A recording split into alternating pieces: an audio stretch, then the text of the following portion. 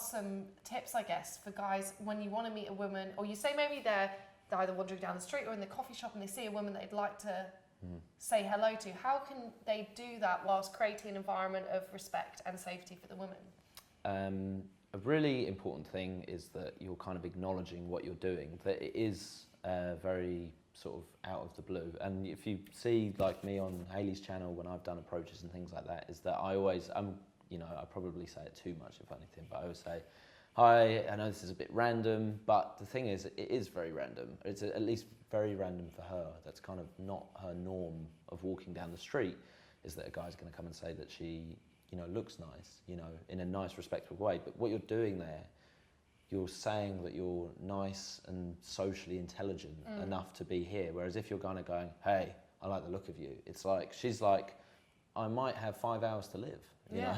Yeah, so I know there's little simple things like space.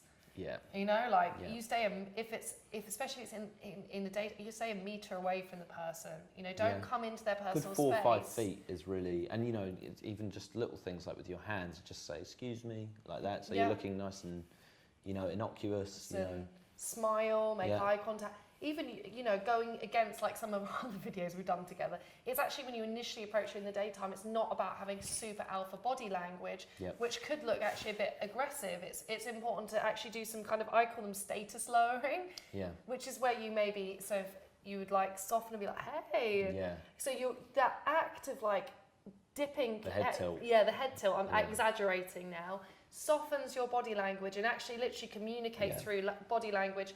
I'm not trying to be threatening towards you, and speak in a softer, slow tone of voice so that she can understand. And things as well, like being really conscious, like, oh, is there a really busy street? Is this a very narrow piece of street? Is there a wall there? Is she going to feel cornered? You know, everyone has to feel like they have complete freedom and space.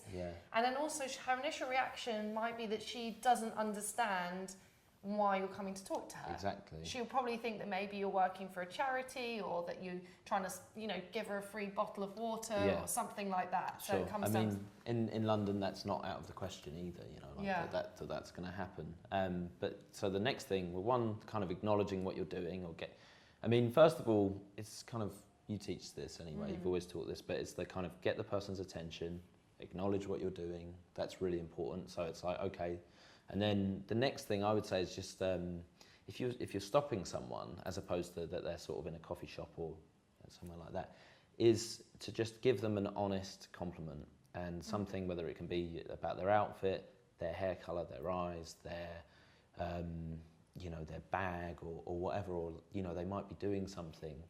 The more specific you can make it, generally the better, and that's also a good rule for online. When you're kind of doing that initial statement. I think it also, exactly what you said, it really helps to contextualise and be specific, so she knows he's actually come over here with a genuine intention to connect to me. He's not just saying this to every single woman he sees. So it could be like, oh, hey, excuse me, I know this is a little unusual, but I just actually saw you as you came out of Boots. I noticed you had this really interesting, quirky style, nice stripy top, quite Parisian. So I just wanted to come and say hi. And at that point, she knows, because you've been so specific, hey, like, he couldn't have said that to everyone. That gives like no room for other interpretation at that point. It's like, he's coming here because he fancies me. Yeah, but he's not doing it in a, I like that, look at that ass and that. It's like done with a decent amount of social respect. And I think really meeting people during the daytime is, if anything, a communication skills exercise where it's not a normal as yet environment. Probably was normal historically, has become not normal. And we're trying to re-normalise it, that's what I think. Definitely. And because of that, people are not necessarily prepared to talk to you. She's probably been walking along, she's listening to music, she's worrying about her work deadline. She's not expecting something to happen. So she might be a bit hesitant to begin with, but what you want to do is within the first, 30 seconds or something, you should see her start to relax. Now, not everyone, I'm going to be honest about this, is going to relax, because some people don't like talking to strangers, full stop. She might have some other big stuff going on in her life. And I get this when I'm out doing my YouTube videos. I often do lots of polls of people. I'm asking lots of people questions. Someone just pushed past me. Some people that say they're busy. Other people stop and are okay to engage. So you see, I'm a huge fan of Jack's work. Jack has his own channel, so I'd really encourage you to subscribe and check out his amazing live practical demonstrations, particularly. Where can they find you, Jack? So it's the channel on YouTube is How to Attract, the Instagram is How to Attract, and the website is howtoattract.co.uk. So hopefully I kept it all the same, just so it's easy for people. But, amazing. Yeah. And of course, Jack is one of my awesome coaches. He works on my women's training programs.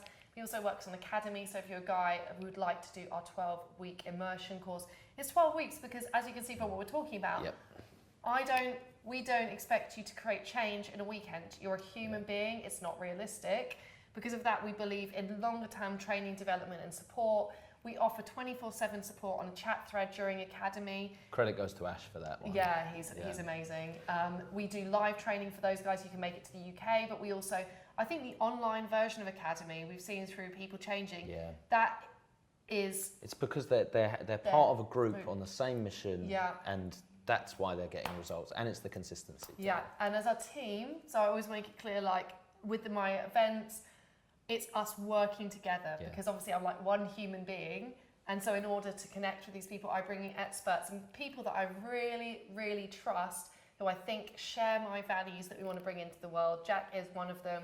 If you want to find out more about my Academy training course, you need to go to hayleyquinn.com/academy. There's also a link to both those things beneath this video. So thank you so much for watching. I've really appreciated it, and I'll see you again soon.